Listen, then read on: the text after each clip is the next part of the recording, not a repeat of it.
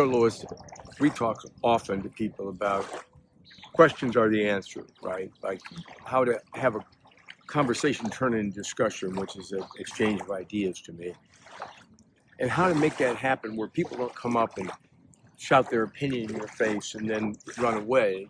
You want to keep this thing turned into a conversation which turns into discussion, because our goal in the end is persuasion, right?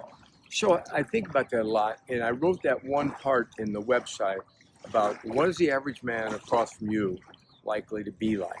When you sit down at a table with a friend or a stranger, right, you're in a pub, what do you know about that person? And I'll explain a lot of things the Bible already told you about that person. And then I'll tell you some of the other telltale signs. And in the end, I'm going to say, primarily, they're afraid that you're going to find out on every topic how little they know about anything, right? And their pride is there, and it shows up, and they want to make statements, but statements that don't require any proof for it. What are they worth? You know what I mean? It's a guy shouting his opinion. So, but they're not really used to, especially today, not used to conversations where you say, I don't know everything. They don't talk like that today. So I'm saying, what is the guy across from me likely to be like? I tell you one thing, if the conversation turns into discussion, I have this one rule, what I call the Alexander Pope rule, because he said that thing that I believe in, which he's saying, look, if the guy's so fragile that you're talking to, he knows so little, and he doesn't want you to find out how little he knows, even though you're afraid he's going to find out how little you know, right? It's a two-way street that you just say, relax, I'm not here to win. But that's just what you do. As Alexander Pope said, you must teach that man as if you taught him not. And if anything that you propose to him, you better propose it as something he forgot. Like, it goes like this. So you're talking about free will, and I'm saying to him, Andy, you probably thought this through, right? Here's the problem that bothered me, because I hadn't thought it through very well.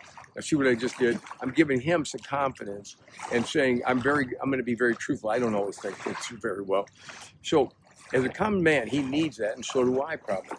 So I say to him, look, Andy, think about it this way. If I had free will, when I was an atheist, I thought free will was just to be autonomous in some way.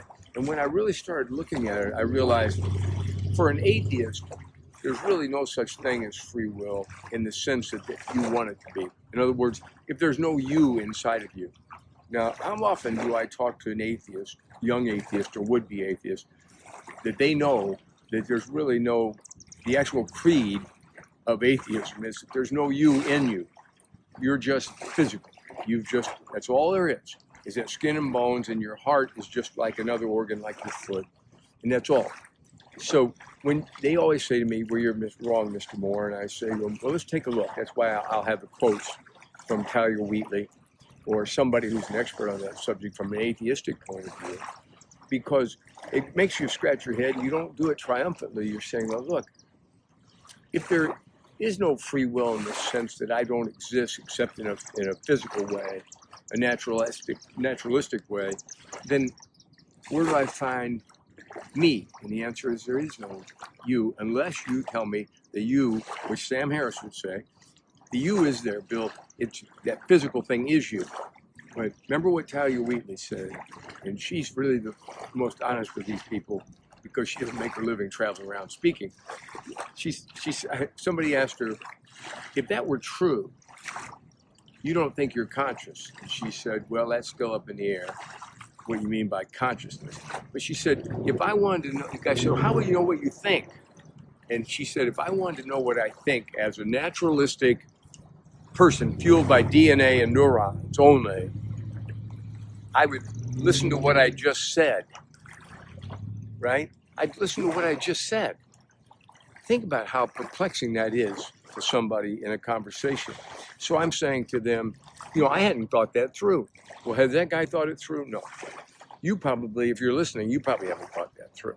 That's absolutely the creed and a basic tenet of real atheism. Now, it's not a basic tenet of this pseudo-atheism we have today, and it's not a tenet of Sam Harris's brand of it, which is he knows that to be true, but he hides it from you with obscuring it into that. Sam, if there's no you, how do you decide? And Sam says, well, I agree with you. It's a good question, but the question is really, how can I decide how I'm going to decide?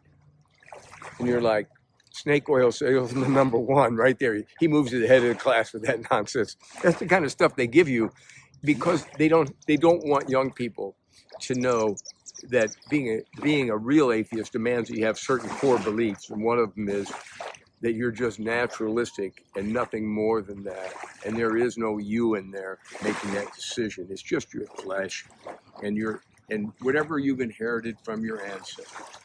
Now, if you don't think I'm right, you just look up Talia Wheatley, Thalia. She's an East Coast teacher.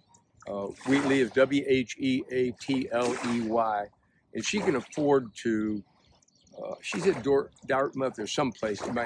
It's some Ivy League school, and she can afford, because she gets a good salary, just to go ahead and tell you the truth about it, and you won't have to. And then go listen to Sam Harris's version of it, and you'll be mad at Sam Harris for distorting the thing.